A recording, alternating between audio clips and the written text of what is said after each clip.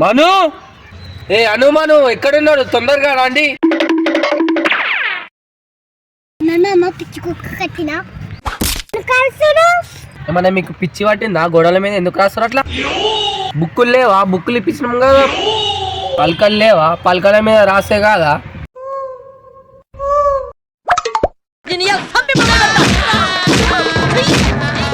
ఆగుండి ఆగుండి ఆగుండి, ఎందుకు కొడుతున్నారు అంత గట్టిగా? ఏమన్నా నీ గోలనా? నువ్వు ఇలా